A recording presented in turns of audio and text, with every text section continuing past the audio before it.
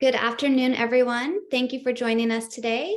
For those of you who don't know me, my name is Alyssa Downs, CASA's Manager of Communications, and I wanted to thank you all for joining us today for the webinar on Citizens Academies. We have three great speakers joining us to share their experience running both in-person and virtual Citizens Academies.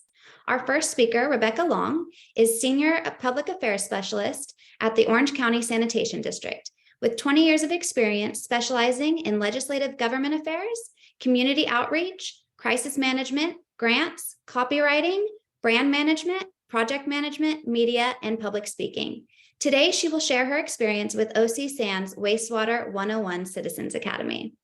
Our next speaker, Stephanie Turnipseed, is the Pollution Prevention and Outreach Coordinator at the Napa Sanitation District. She has been with Napa San for 7 years, and in her role, she has grown their outreach program to engage a wider audience and promote Napa San's programs, pollution prevention messages, and accomplishments. Stephanie began Napa San's Citizen Academy, and today we'll talk about her experience planning and facilitating these events. Our final speaker, Christina G., a management analyst at the Central Contra Costa Sanitary District, an agency in the Bay Area which serves nearly 500,000 residents and over 3,000 businesses. In 2016, Central San launched their Citizens Academy, Central San Academy. And Christina is here today to share some information on the Academy over the years, as well as some tips for agencies who are looking to start their own Citizens Academies. We look forward to hearing from all of these speakers, and thank you, Rebecca, Stephanie, and Christina for joining us today. And with that, I will turn it over to our first speaker, Rebecca. Great, thank you. Alyssa, can you see my screen? Yes. Yes.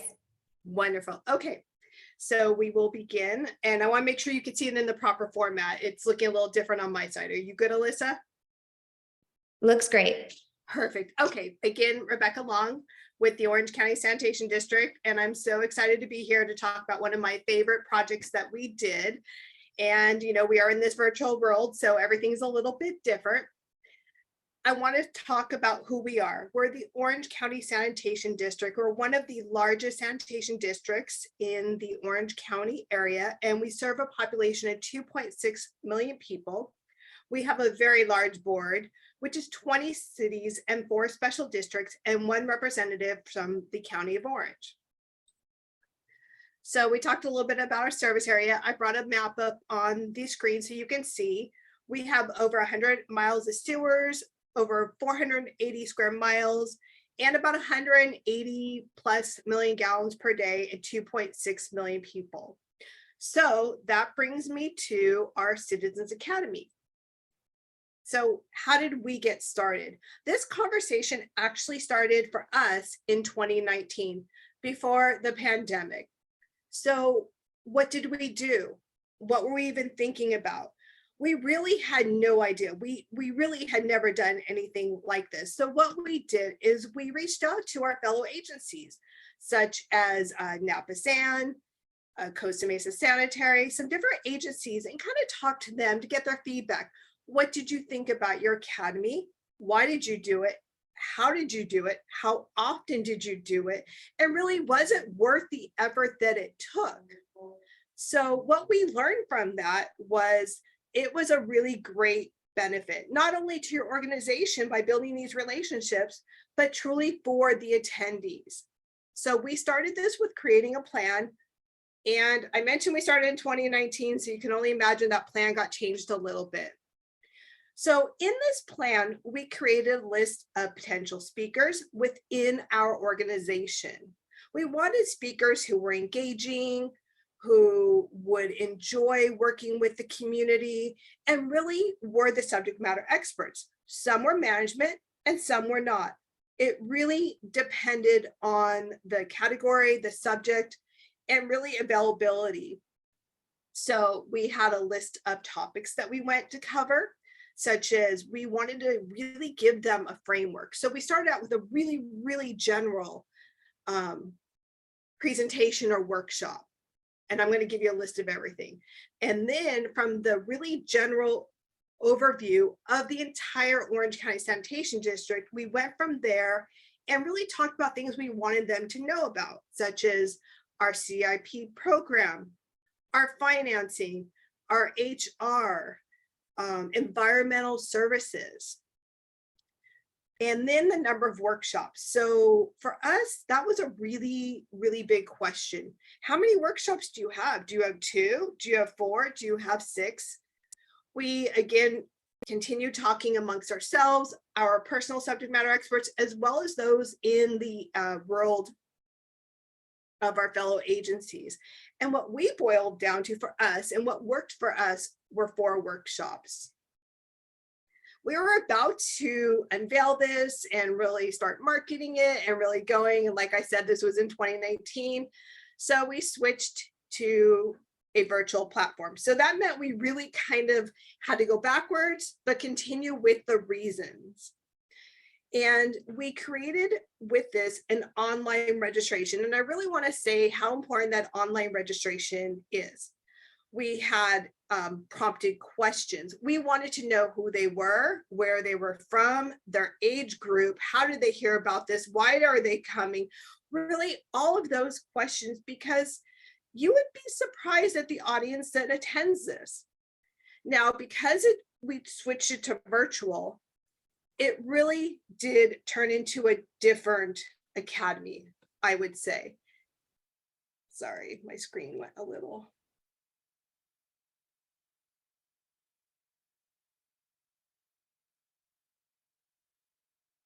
Okay, so really it turned into a different academy, and we opened it up really to the whole world.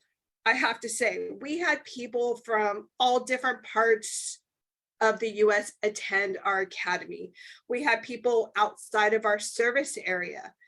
Our goal was to have it for our influential public, have it for our ratepayers. But you know, it is really important to teach people about wastewater, teach them about who we are, what we do, so they therefore can go out and teach this to their fellow neighbors and family. So because it was virtual, we allowed everybody and anybody to attend. How did we market it? We did it in a variety of ways. We went ahead and we used our ocsan.gov webpage. And from there, we did a lot of social media. And so when I talked about having people from all parts, really, of the US, anyone attend it, it's because we put it on social media, right? We didn't limit it. And we talked about that. Do we want to limit it to just people within our service area? And, you know, there was some discussions leaning towards that, but because it was virtual, this really did open it up to everybody. We also, what I call, went old school. So went ahead and just blasted it out via email to everybody and anybody on any sort of list that we had. We worked with our fellow associations like CASA, and they were kind enough to put the event into their newsletters, email blasts, and everything. The materials we provided were presenter bios, the PowerPoints, collateral materials, a curriculum, note sheets, and pre and post survey. And those are really important because we wanted to know what they wanted to hear from us.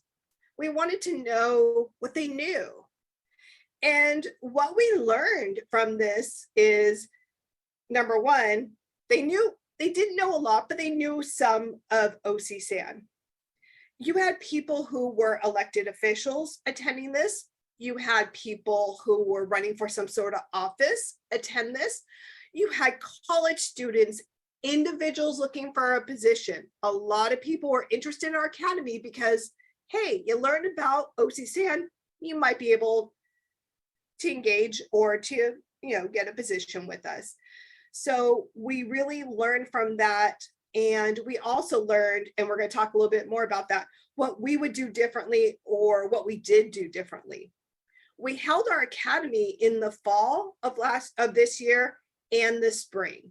And for us, we like that. We think it works really well because you do need a little bit of break in between for your staff to get reorganized, and really so you're not hitting the same audience, right? Because sooner or later, you're going to continue with the same marketing avenue. So you're really going to, obtain the same sort of individual. So you really want to have some time, reevaluate, and broaden your reach. Now, for us, a lot of people, let's say, signed up at the beginning, but how many would attend? So our first academy, we had about 40 or so sign up and about 20 or so attend. Really great numbers, in my opinion. That is really, really good. You expect more like a 10 to 15% ratio. So for the Spring Academy, we had about 20 or so attend and about, or sign up, and about 20 or so actually attend. But those individuals that partake or actually attended all 4 graduated. So in the end, for both academies, we had about 8 graduates per academy.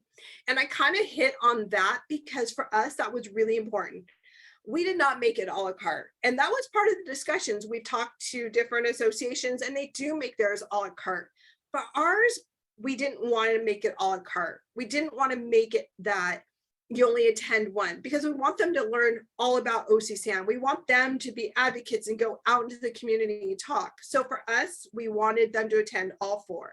So for individuals who attended all 4, they graduated. They received a certificate and we held a ceremony at our board of directors meetings. The numbers who actually graduated were smaller. They're more around the 8 to 10. So not everybody graduated.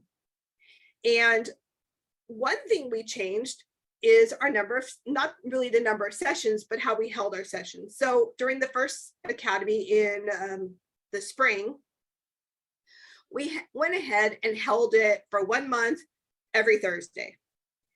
I would say, and we can talk about that a little bit later in our lessons learned, I preferred the bi-weekly. So 2 in, I think it was October, and 2 in November. So much better. It's better for your speakers. It's better for attendees.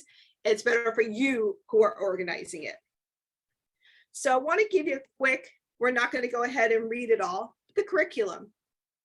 You have the who we are, what we do, the OCSAM and nuts and bolts, which really goes ahead and describes more about who we are, what we do, but in detail. Then we talked about our CIP program, protecting our environment, and of course, our graduation. So we had really talked about having an actual plant tour physical during the first workshop. And because of COVID, we did not. The second one, what we did was we held a tour, but virtually, and we opened it up to everybody. So some people came and they, virtually brought relatives. Completely okay. Now, like I said, we had a graduation. It wasn't fancy, but people really liked it. They got to hold up their certificate and they received goodies in the mail. So they were super, super excited. And like I said, just really be aware of who is attending. We definitely, this last time around, had a lot of grassroots organizations. We had a lot of people running for office and a lot of people who I would say were looking for positions. That's really who attended these. And I think it was pretty great. So what did we learn? From between the first one in the spring and the second one that we just held in the fall, we learned from our surveys, and also we called a few of the attendees one-on-one to speak to them. What we learned is keep it interesting and interactive. So what we did that we changed up from between the first and the second is we did something called fleshable moments. So we did kind of like a quiz. We called it fleshable moments, super simple. We took it from the presentation. We had anywhere from 2 to 4 fleshable moments per workshop. And each workshop had 3 different speakers. So we usually use them in between, kind of to get people a little interested in the next speaker, to see if they were listening to the last one, and just make it kind of fun. So I would say when you do these workshops, keep them interesting, keep them interactive. Nobody likes a talking head, and it's a little bit hard when it's virtual, right? There are benefits. We could have people from all over the world attend. We can have people who maybe wouldn't come because they live outside the service district, or people who get off work late or have childcare issues, whatever it might be. Held feedback meetings, not only with attendees and our team, but we held it with presenters. So that was really important. We wanted our presenters, our staff to tell us what they learned, what they liked, what they wanted different. Really, I think overall, they were pretty satisfied because we worked with them one-on-one beforehand. We helped them create their presentations. I would say my personal lessons learned from that is to not hold 4 in 1 month, because you are running back to back so much that you never have time to really get caught up. Because when you're trying to conduct one presentation, you're reviewing and working with staff on the next one. When we changed it to only 2 a month, it helped our staff, it helped my team, and I think the attendees liked it as well because they got a time to, take a little bit of break. We're also very busy. And I think also the timing. We held it from 6 to 8 p.m. on Thursdays. Everyone seemed to like it. It worked for us, it worked for board meetings, and attendees liked it as well. Technology, that's a really big one for us. We had issues with videos. I'll be really honest. We use Teams, and I think for Teams and videos in a large context, that's not the best.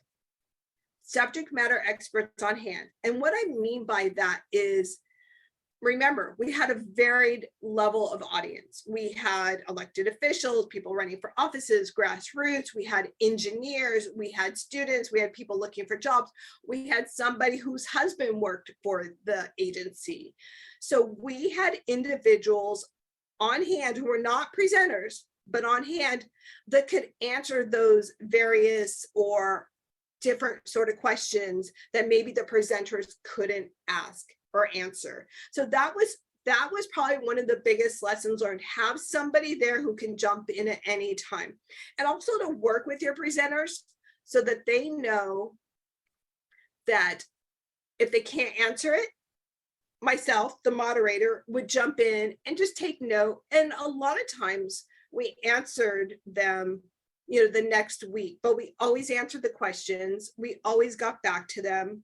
And I think a lesson learned is to communicate with them, but not too much. So we would send them an email about a week in advance with all the information, everything they need. And then the morning of, which I think worked quite well, we would reiterate, this is the PowerPoint, this is the link, this is everything you need. And that really seemed to work well. I didn't hear any complaints, and people really liked it. And then, other than that is just holding the attendee meeting. We called some of the attendees. Not only did we send surveys, but we called some. Some of the individuals were really excited to work with us and to communicate and go from there. So we went ahead and just called them, and they were really great. And I think the biggest lessons learned we got from that one is keep it interesting, keep it fun, do some quizzes, do some sort of, good graphics, something really exciting. And also don't make it so high level that they don't understand, because you do have a varied audience, and make sure you keep it at the basic level. And that was really everything. So with that said, I don't know if we can open up to in the chat if there's questions. If not, I think I will hand it over to the next presenter, which is Stephanie from Napa San.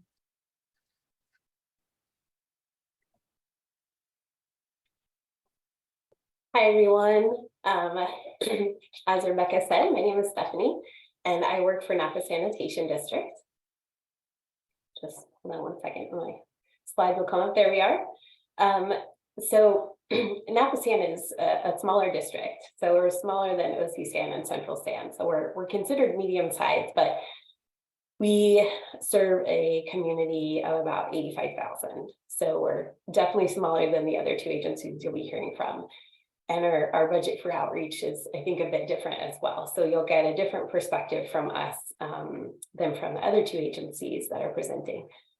So we've held 2 Citizens Academies so far, and I'm going to tell you a little bit more about those right now. So when we first started, we thought, okay, why do we want to do a Citizens Academy? And of course, you've probably already thought about your whys, but if you haven't, it can be helpful to figure out what your objectives really are so that you can focus on certain things or highlight certain things in your academy. So for us, we wanted to just generally continue to raise our visibility in the community. We have found that a lot of people don't necessarily want to know or hear from their wastewater treatment agency, and they just want everything to keep working well, right? They want to flush and have everything go away, and that's all they really care about. So we've been trying to slowly change that over the years and raise our visibility. And we often would find that people still think with a name like Napa Sanitation District that we are the recycling and composting and people collecting your trash. So we are trying to combat that and also get people interested in wastewater treatment process. So we wanted to build more community awareness of what we do. So who we are and what we do. And that seems obvious, but for us in particular, we consider ourselves really a resource recovery facility.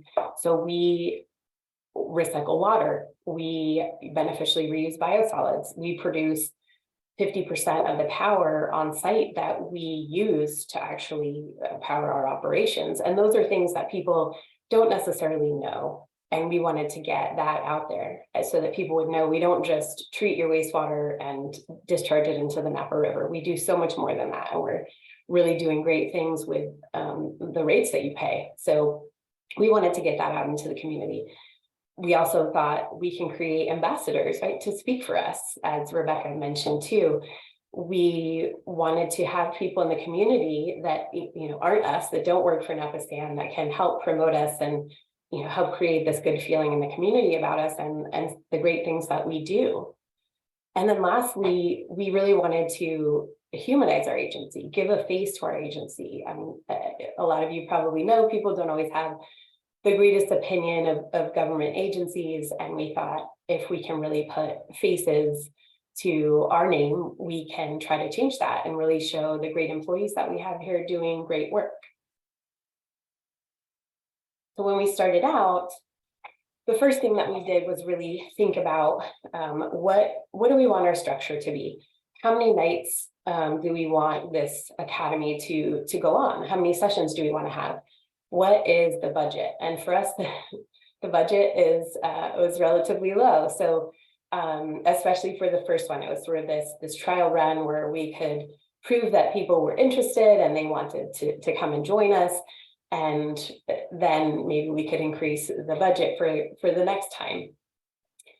So we planned out our structure. We had some ideas based on a City Citizens Academy that we had been to, that we had seen, and we presented it to our board. So we presented this possible structure. We presented the budget so that the board could get an idea of what this was really going to entail and what it was going to cost. And they were very, very supportive. They gave their approval right away, which was very nice. So hopefully that's not a hurdle that you all have trouble with. Our board was very supportive, and hopefully yours is too. Then we had meetings with staff. We met with staff from the different departments and talked to them about our expectations for this academy, what the format would really be, feedback from them, and just explain what we would really need from them. Then we set our schedule. So we felt like 3 sessions, and I'll talk about this a little bit more on another slide, but we felt like 3 sessions was what we wanted to do. We thought, we know that a wastewater academy could be a challenge to get people really interested in. So we thought we don't want to take up too many of their evenings, and that was a manageable amount of time. And we picked dates that worked for everyone. And then after we did all that, we were ready to create outreach materials because we had all the necessary information. We knew what people were going to be learning, and then we knew all of the dates. And so we were able to create our outreach. So once we had those outreach materials, we had to figure out how are we going to get the word out. And so this slide says advertising on a budget. And when I say budget, I really mean $0. So we had a very low budget for the event overall. And so we really looked for free advertising opportunities. So everything you see on the screen, I'll just go through it quickly, is free. So obviously we utilized our own website. We promoted the academy there, and that makes sense. That's a basic one. We have a newsletter that goes out twice a year. It actually goes out in print to all of our customers. So technically it's free because the newsletter was already planned to go out, and we advertised it there. We did a press release to our local newspaper so that there'd essentially be an article about it in the paper that might attract folks who aren't necessarily going to find out about our academy online. And then we utilize bill inserts. So if you have a local company like our Napa Recycling and Waste Services local partner, they will allow different agencies and different groups to put bill inserts advertising different events and programs into these bills that go out to all of their customers, because we don't have monthly billing. We don't have the ability to do that. So we advertised with a bill insert in their bills. We obviously utilize Facebook, our Facebook page, and other agencies' Facebook pages. We got our partner agencies and other groups to also share our posts about the Citizens Academy. And we also did a few ads, paid ads on Facebook, but that was for our second academy. We tested that out, but you don't have to spend much to actually get a good bang for your buck with Facebook ads. And you also don't need to do them. You can just do posts. We utilize Nextdoor a little bit less than other avenues where we advertised. We of course posted this the Citizens Academy on different event calendars locally. So if you have groups or your newspaper or any kind of local event calendars that you're aware of, you know, just post it on as many different calendars as possible, you know, to get the event publicized. We also have an email list. We collect emails at different events, and we collect emails on our website. So we emailed directly to the folks who had signed up with us because we figured they're an audience that's already expressed interest. So we'll let them know about the Citizens Academy. Of course, we use good old-fashioned flyers that we put in prominent places around town. We took them to events, community events that we were going to already. We directly emailed folks at other agencies, so our colleagues, and asked them to share the word about the Citizens Academy. We also utilize, like I said, partner agencies' Facebooks, their different newsletters that they might send out to their mailing lists, their websites, any place or partner that was willing to help us advertise, you know, the city, the Resource Conservation District here, the Office of Education, any partner agency that you can think of that, you know, you work with is a great way to get the word out for free. And then of course we relied on our board members to help us spread the word. So the structure of our academy was, it was in person, first of all. We did our academies in 2018 and 2019. And then of course, we haven't done one yet since then because the pandemic occurred. So we did a 2018 and 2019 Citizens Academy. We held them both in the fall.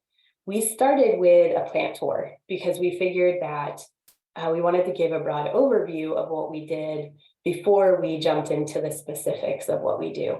So we started on a Saturday and we did a plant tour from 9 to 11 a.m. That's a rough estimate. It wasn't quite that long. We didn't want to overwhelm everyone. And then we did 3 consecutive weeks of sessions. So the first one was 3 Tuesday nights, and then we tried 3 Thursday nights for our second one. And the sessions were 6 to 8:30 p.m. We thought that was, you know, a reasonable amount of time to get done what we wanted to do, and also not take up too much of people's time. So our first week, we highlighted 2 departments, collections, or, you know, the department that's out fixing our pipes, maintaining our system, and our reclamation department, which is our recycled water department. The second week, we focused on operations in our lab. And then the last week, we had our administration department and our engineering department present. Our timeline was maybe a little bit longer because we wanted to have a lot of time to advertise. So our Citizens Academies were both held in October, and we advertised from May to July to really get the word out and get as many people as possible to apply. And, you know, we didn't know, we tried to cast a really wide net and we didn't know how many people we were really going to get. So we did our application online, like Rebecca had said they did as well. We used a Google form. So it was just a very simple Google form that we had due by August 15th. It just had a few questions about who you were, if you lived in our service area, why you were interested in the academy, what you'd hope to get out of the academy. It was really just a short, really kind of basic thing to help us just figure out why people were interested and just see who they were. And then we notified participants. We were sort of looking at applications as they came in, so on a rolling basis. And so we had 2 weeks to determine, okay, who do we want in the academy? And really, we tried to accept everyone that applied and notify them by September 1st. So we ended up with about, it was about 25 students in our first academy, and then we had about 18 in our second academy. It was kind of like Rebecca was saying, where you lose a few people as you go on, but we maintained really good numbers. So one of the ways that we really piqued people's interest and kept them coming was food. So I can't overstate the importance of providing things like food for your attendees if you're in person. So we actually provided dinner for the audience, the participants. It wasn't something expensive. I'll share the budget with you on another slide, but just just a simple kind of basic dinner when people arrive. So they would literally come in at 6 and grab some food and then sit down, and we would start with a presentation or some kind of activity that was they were able to do while they were sitting down and they were eating. We tried to keep as much of the academy interactive as possible. So we didn't want people, we know it's the evening, people might have sat at work all day, they might have been in lots of meetings.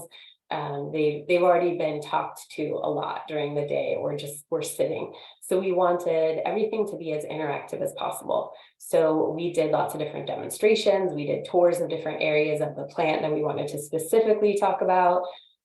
We did a lot of problem solving activities where we kind of put them in our shoes as Napasan and asked them how they would handle different situations, financial and otherwise. And then just really made those activities hands-on. Then we would also do a short informational presentation. Obviously, we do want to convey some information, but we didn't want it to be the whole time. We didn't want to overwhelm people. So if you're trying to think of ideas about activities that you could do during the academy, there's really so many.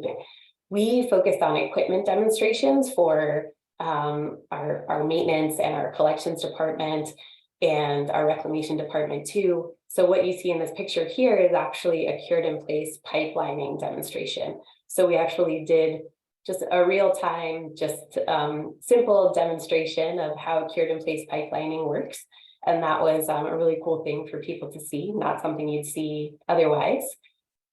We also did activities like prioritizing system repairs. So we would tell people that they knew, we would give them a scenario where they knew the condition of different parts of the system, different pipes. They knew the number of things like overflows that could be possible if they didn't fix these sections of pipe right away. They knew the areas of our system that were of highest use. And they had to consider the order that you would fix these problems in. And they had to consider the budget and what sort of rate increases would be necessary to solve all of these problems and fix these parts of the system that needed it. And how would you message these repairs and possible rate increases to the public, to your customers? We also worked on lab activities. So you can do a simple lab activity with, if you have a lab in-house, with your academy participants.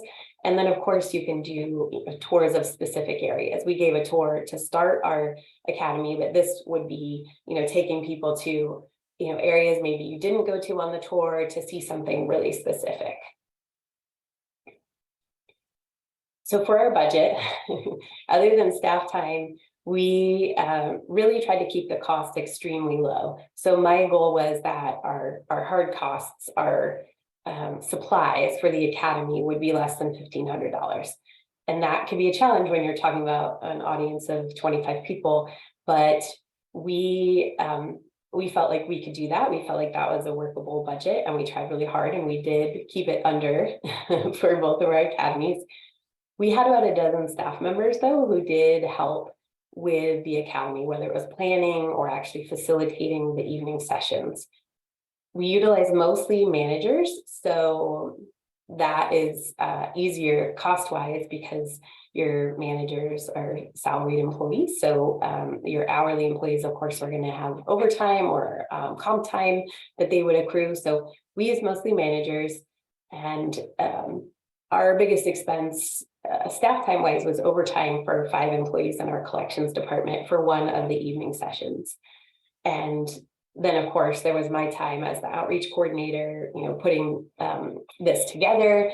And I would say you could easily expect for your first academy, depending on the level of depth that you want to go to and how you plan your particular academy, you can definitely expect at least 3 to 4 weeks continuous, 160 hours or so of actual planning for the size academy that we had. And of course that will vary, but that was kind of about what I calculated that I spent on our first academy. And then there was my comp time for the evening sessions, and that was kind of our staff costs. And then, as you can see, we tried to keep our supply costs low. We found food, dinner for people that was easy and not costly, like sandwich platters, pizza, things like that. We just really tried to keep our costs down, and it really is possible. At the end of the academy, we wanted to make sure we really, thank people for coming and their interest in joining us. So we gave away certificates. We didn't really have a graduation. We just gave away certificates. We gave away gift bags of stuff, and this was stuff we already had. So Napa Sand water bottles, pencils, pens, Post-it notes, magnets, just little things that you probably already have that you can give away to your attendees that makes them feel good. And then we did surveys. Surveys are really important to determine how you're going to make your next event better, what you could do a little differently. And we just used SurveyMonkey, so just free online survey tool. We kept it pretty basic, and we asked all our attendees to fill them out, and they all did, which is really great. And that's really it. That's it for me. So I will turn it over to Christina with Central Sand. Thanks, Stephanie. I think we're running a little behind on our schedule today, so I'll try to make mine quick. So I'm happy to be here with you today to talk about one of my favorite projects that I've done at Central San. It's our Citizens Academy, which we call Central San Academy. See if I can advance this slide. Here we go. So a little bit about our agency. We're located in the East Bay area, and we treat over 13 billion gallons of wastewater a year, which runs through a 1,500-mile sewer system, which we own and operate. We also distribute recycled water and collect household hazardous waste and provide environmental education. And one tool in our toolbox for doing that is our Citizens Academy, which, as I mentioned, we call Central San Academy. We established our academy in 2016 to invite our customers to get to know us and what we do for the community. In turn, we also get to know them and learn how we can better serve them. We hold our classes every spring over 6 consecutive weeks, 5 evening classes, and 1 daytime facilities tour. Our extensive curriculum covers the whole gamut of our operations, and it culminates in a graduation ceremony where we invite some of our past alumni participants to come back and celebrate with us and our new graduates. Our sessions are taught by our subject matter experts, our leadership team, staff, and our board president, and they're often even attended by other staff or managers to support and answer questions if needed. We are fortunate to have 2 big meeting rooms somewhat centrally located in our service area. So we do hold our academy at our headquarters and our collection system operations facilities in Martinez and Walnut Creek, if you happen to know the area. And our 2016 to 2019 sessions were held in person until, of course, 2020 happened, and we had to unfortunately cancel that session. But in the meantime, we did hold a 2021 session virtually to tide everyone over, kind of introduce ourselves to the 2020 applicants, and open that up to our past alumni too, to see if they were interested in coming back and learning how we were faring during COVID. So that went pretty well. So over the years, we've amassed 156 what we like to call alumni ambassadors or past participants in our program. The majority, you may wonder actually, who would take time out of their personal lives to learn about a wastewater treatment plant? Well, actually, the majority of our participants are working professionals, not retirees, and with a private sector background. They're typically very civically engaged and community minded, very active in several community groups. And they actually come from both our service area and from beyond our service area. We've had people even drive in from as far as San Jose to join us. So the question is, a lot has changed since we launched our program in 2016, and now we do have the option of presenting virtually, maybe as OC San has done. And so you may be asking the question whether you should develop your academy virtually or in person. Well, having launched an academy in both ways, I would say that in person is really the way to go if you can swing it. It really just offers more opportunities to directly interact with your customers and build those relationships and really make your academy worthwhile. There's more time available for the curriculum as well in person because, well, with us at least, we try to limit the time of virtual meetings to avoid Zoom fatigue. There's also fewer technical difficulties. In person does have its own challenges, but at least without a virtual meeting, you're avoiding the dreaded mute button or toggling between speakers, things like that. However, with pros do come cons. With in-person, we do have our facilities in a bit of a high traffic area during rush hour. So it may be a deterrent for some people to come drive to join us in person. And there's also greater financial impact if you are able to offer refreshments like we do and incur more staff time with in-person. And it's also just more complicated to administer an in-person meeting versus virtual. In terms of staff time invested, most of the staff time that will be needed will be spent by the program coordinator. In that case, it was me who did most of the legwork. But do know that your first session is going to be the most staff time that's going to be needed to get your program off the ground. But after that, it's really just updating presentations and going to the meetings.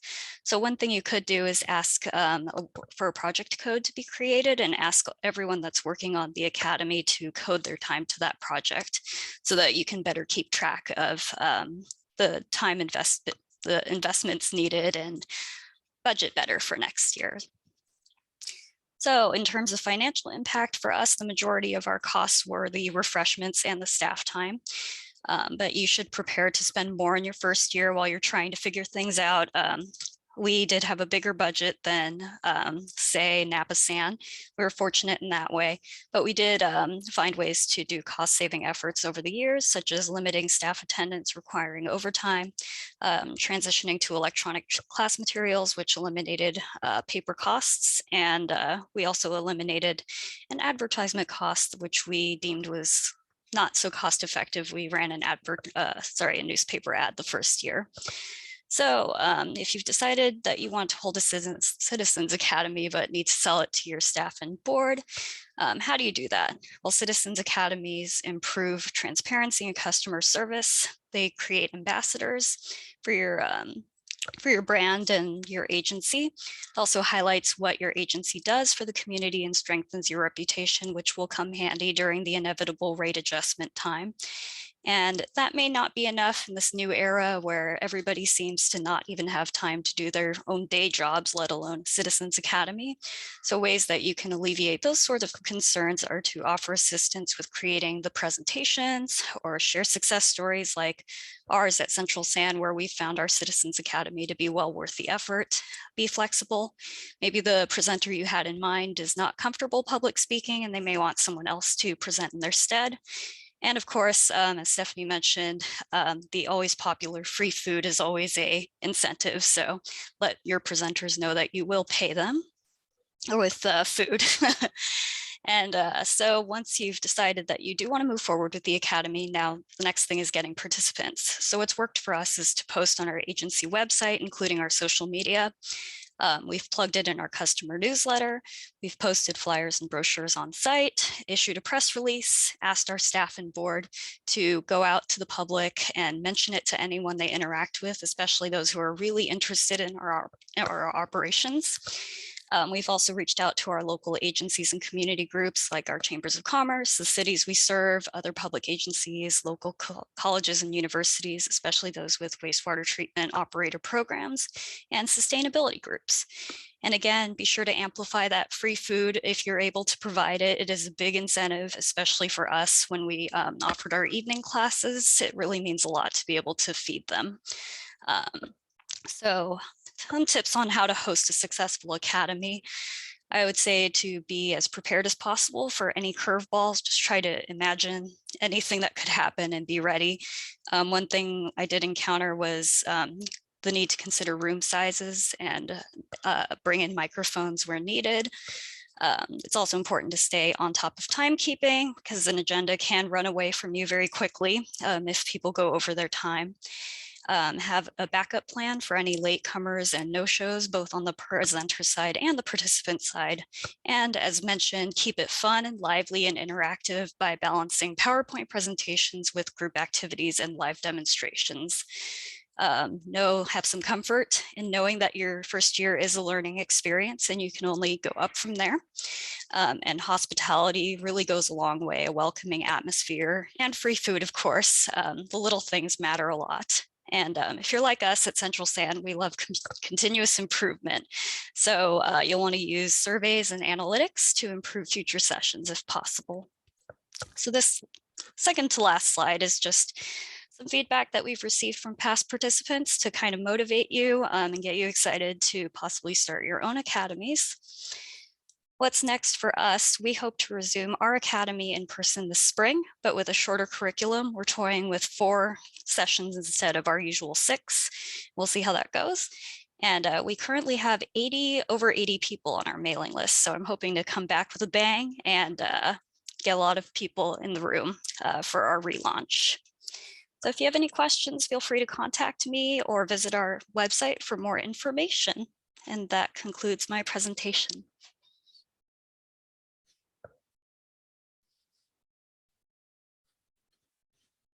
Thanks, Christina. Thanks, Rebecca. And thank you, Stephanie. Those were absolutely excellent presentations. And it looks like we do have some questions here. So the first one is for Napa San. How did you get participants to participate in the decision-making process? So what we did, we had a scenario, we had the different possibilities that, for what sort of fixes for the sewer, for different areas of the sewer were available. And we gave out worksheets that had these possibilities there. And we just broke people down into groups. So each night when we did any sort of participatory thing like that, we broke people into smaller groups. That way people wouldn't feel as overwhelmed by having to, make decisions and present them. And we were clear with people that there were no wrong answers. We just wanted to get their feedback, get ideas from them, and also kind of have them realize what it's like for us when we need to make these types of decisions. So we broke people into small groups, and then they would work together, come up with their, decisions that they were making, whether it was budget related, repair related, whatever the case was. And then they could present their findings as a group. And it was all very kind of low pressure and friendly. And, people liked the activities and liked sharing, but we definitely kept it in groups so that no one felt really pressured or on the spot. And then we had people present their results or opinions as a group too, which was nice and made it feel, I think people felt less pressure that way. I hope that answers the question. Thanks, Stephanie.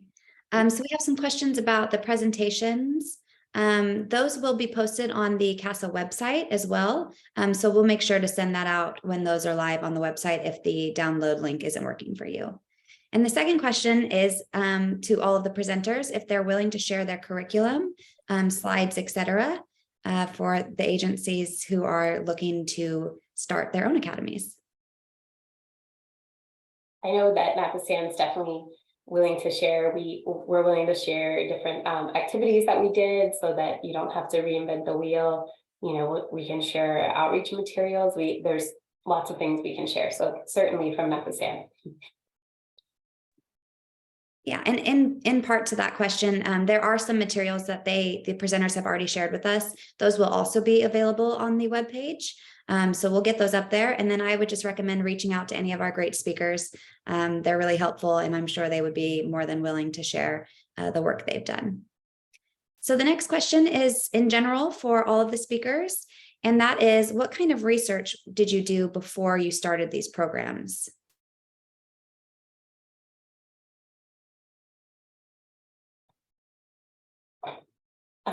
I can start. So we, just on our own, a couple of us had taken part in other citizens academies. So the city of Napa actually does a great citizens academy, and I used to work for the city of Napa, so I had gone through 2 of their academies as a presenter. So I knew kind of what they did, so I had a sort of inside look and had ideas. Because I'd been through an academy, I had ideas about what we wanted to do, kind of how we would tailor it to be wastewater specific, maybe make it a little shorter because we don't have as many departments as the city does, and again, we're wastewater, so we don't know that everyone really wants to spend a ton of time finding out about us, but we hope they do.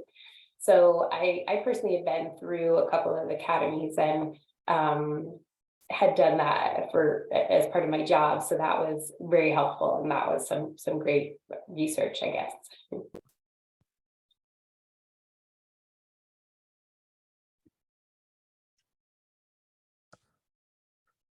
Rebecca, do you want to answer? Or? Yeah, 'Cause that'd be great. I mean, I think for us, we did a lot of internal conversations. Again, we spoke to different agencies to get an idea of how their academies went. Also, as the pandemic progressed, were they going to go virtual? Were they going to stop? So for us, we just went in first time ever virtual. So I think it's really speaking to your internal staff and what the end goal is, as well as speaking to different agencies. Yeah, I was kind of starting from scratch. Our general manager, Roger Bailey, came from the city of Glendale in Arizona, where they had a similar program called Glendale University, I believe. So he turned me on to them, and I reached out to them and talked to them for a little bit about what they did. And that's basically the research I did. Thanks, everyone. We do have another question. What made your agency jump from hosting tours to doing citizens academies? I can start with this one. We still host tours. When the pandemic hit, we switched from in-person to virtual, but we are continually hosting tours. So we did not stop.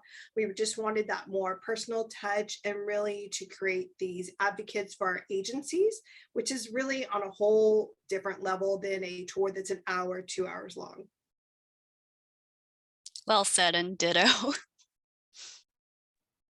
Yeah, that it was the same for us at Napasan. We just really felt like we wanted to convey that bit that I mentioned, that we're really a resource recovery facility more so than just a wastewater treatment plant. And like Rebecca said, and Christina seconded, we just really felt like a tour just couldn't really convey all of the information in a really meaningful way that we would want to tell people about. So a Citizens Academy seemed like the next best approach. And also it really allows for really humanizing your agency. So on a tour, people might just meet me, and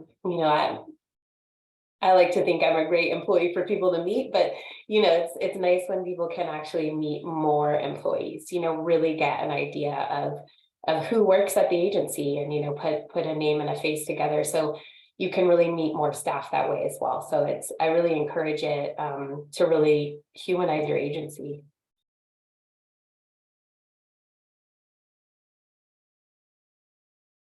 Thank you, guys. We do have another question. Do you have any programming for different abilities, children or seniors?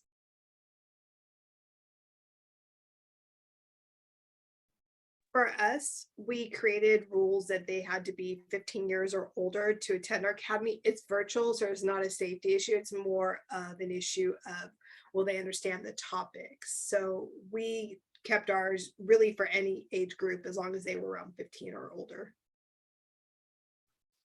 Yeah, we have a really robust children's education or student education program, I should say. So that kind of is independent of our Citizens Academy, which is more geared toward adults who, as Rebecca said, could understand the subject material. And for seniors, we do heavy advertisement. We have a local senior community called Rossmore.